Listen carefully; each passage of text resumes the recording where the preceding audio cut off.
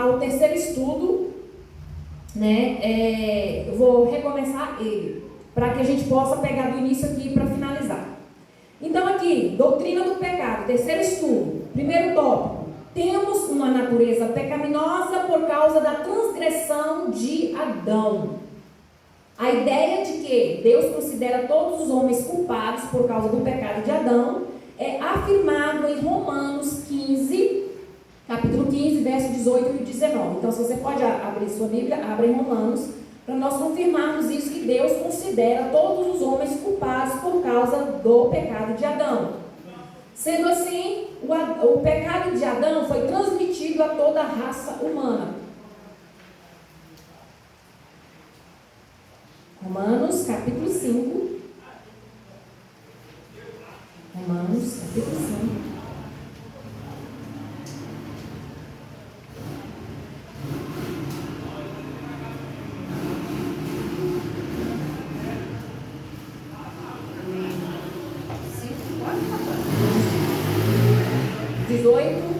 Verso 18 e 19. Olha só o que diz.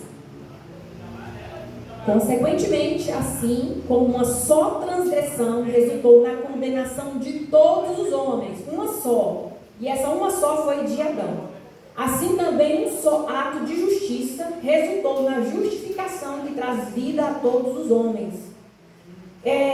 Também um só ato de justiça, através de quem? De Jesus. O ato de justiça através de Jesus.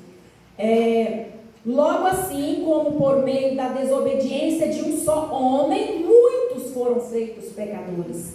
Assim também por meio da obediência de um único homem, muitos serão feitos justos. Então daí a declaração do apóstolo Paulo, falando da transmissão do pecado de Adão a toda a raça humana. Então todos que nasceram posterior a Adão herdaram essa natureza pecaminosa. Não é que herdou o pecado de Adão em si, herdou a natureza pecaminosa. Ou seja, o homem, o ser humano, passou a ter uma natureza com um desejo de pecado, de fazer coisas erradas, né? E aí vieram outras consequências, como eu já falei em outros estudos anteriores, que não somente o pecado, mas veio também as consequências de quê? De doenças, da velhice e da morte física. Tudo isso foi herdado por causa de Adão. Então o homem passou a envelhecer, o homem passou a adoecer e o homem passou a morrer. E os animais também, a natureza também começou a sofrer essa degradação. Então quer dizer que o pecado ele se estendeu a tudo. Até os animais sofrem. A natureza. O pecado é como uma força que nos mantém cativos e de cujo domínio somos totalmente incapazes de nos libertar. Então o pecado é semelhante, né, como uma força que mantém a pessoa cativa, presa, né, dominada. E nós somos incapazes de nos libertar. Nós somos incapazes de nos salvarmos. Então, se nós somos incapazes de nos salvarmos, então Deus providenciou a salvação através de Jesus. O livre-arbítrio é rendido pela força do pecado e somente pode se libertar por meio da graça. Assim, Cristo é visto como libertador, a fonte da graça que destrói a força do pecado. Então, o homem, quando ele está mergulhado nos mais profundos delitos, nos mais profundos pecados, ele mesmo não consegue se libertar. Ele mesmo não tem força. Ele mesmo não pode se salvar. Somente um mediador, somente um libertador, somente aquele que se entregou, que derramou o seu sangue na cruz do Calvário, que pode libertar o homem dos seus mais profundos e horrendos pecados. Então, há quem diga, que pense, mas se for um homem mais terrível, mais cruel da face da terra, aquele homem mais truculento, se ele se voltar para Deus, Jesus liberta ele. Jesus salva ele. Ele pode ser salvo. Sim. Não há pecado que Deus não possa perdoar. Não há transgressão que Ele não possa apagar. Então, é algo maravilhoso. Se nós olharmos para a graça de Deus, nós como seres humanos falhos, nós olhamos para a graça de Deus e a gente, às vezes, até fica horrorizado. Ficamos horrorizados, porque como que Deus pode, ainda assim, resgatar um pecador mais terrível? Se Ele quer, Ele salva. Ele pode salvar, e Ele assim o faz. Amém. E nós, como seres humanos, ficamos questionando. Porque na nossa concepção, no nosso pensamento, nós achamos o quê? Que o pecador, que aquele que pratica as coisas mais terríveis, tem que morrer. É assim que o mundo fala. Bandido bom é bandido bom. É isso que o mundo fala. É assim que se vê. Ainda mais aquelas pessoas que praticam coisas mais terríveis, ainda assim, na hora que a gente escuta ou lê a notícia, a gente, nossa, merece morrer, ir para a cadeira elétrica, merece ser jogado lá num fosso com uns jacaré, para ser devorado. A gente pensa assim. Mas você imagina a graça de Deus que olha para aquele ser humano e Deus o vê de uma outra maneira? Não como a gente vê? E é onde o mundo entra em colapso porque não entende o amor de Deus e não entende o que Deus fez. O apóstolo Paulo era um homem erudito, era um homem que tinha uma formação brilhante, era um homem da alta sociedade, era um homem poderoso, era um homem que tinha estudo, e ele era um homem turbulento. O apóstolo Paulo pegou mulheres e matou, pegou crianças e degolou, matou homens. Ele perseguia os cristãos, aonde os cristãos estivessem escondidos, ele ia lá e matava. E aí Deus aprove salvá-lo. Mas se o apóstolo Paulo vivesse na nossa atualidade, hoje, nós não iríamos aceitar o apóstolo Paulo. Nós iríamos olhar para o apóstolo Paulo e falar, ele tem que morrer. Ele não merece o amor de Deus. Porque nós olhamos para quem merece e para quem não merece o amor de Deus. Nós olhamos assim. Rotulamos. A merece, B não merece.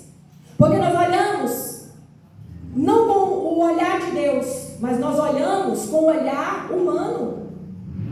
E aí não entra na nossa cabeça, muitas vezes, ou na cabeça do mundo, vou colocar assim, como que Deus pode pegar um criminoso e transformá-lo. Mas foi para esses que Deus veio, para que Jesus se manifestou. Então é algo tremendo.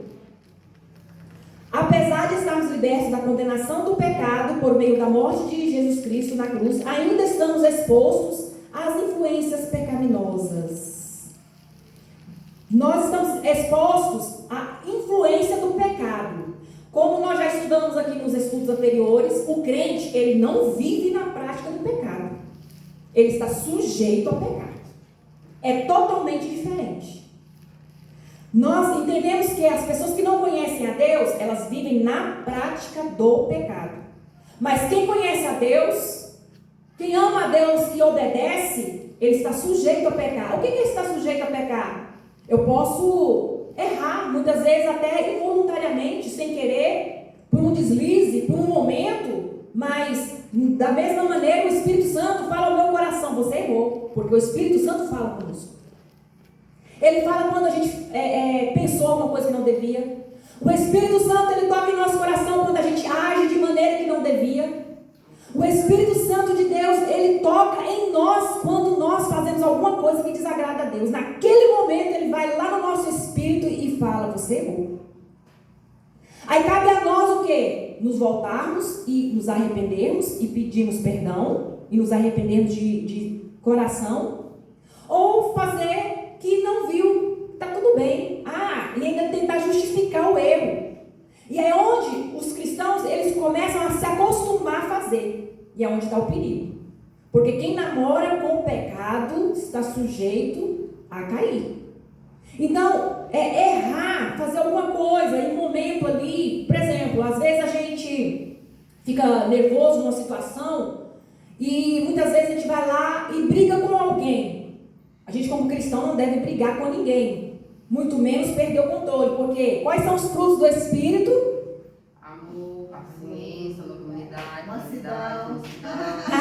Vocês estão afiados, né?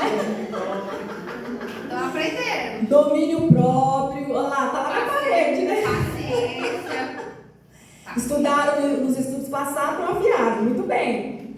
E aí, o domínio próprio. Só que aí, vamos lá e perdemos o domínio próprio naquele momento. E a gente vai lá e xinga. Magoa alguém. Nesse momento, nós erramos. Só que aí, a gente errou e o Espírito Santo vai lá e cutuca a gente e fala, você errou. E aí, a gente pega e dá aquele susto assim e a gente volta para trás. E a gente vai lá e conserta. Muitas vezes vai lá e pede perdão à pessoa. Pede desculpas, não tenta se justificar. Porque quando a gente tenta se justificar, a gente não está pedindo perdão realmente. A gente está tentando justificar a nossa ação. E se estamos tentando justificar o nosso erro, a gente não está arrependendo. Então, quando a gente erra, a gente não deve falar para Deus, ô Senhor, foi aquele momento, foi porque fulano se levantou. Isso não é arrependimento. Arrependimento é quando nós realmente tomamos para nós a nossa responsabilidade. Eu errei. Eu não devia ter feito. E aí sim, é validado com sucesso o arrependimento.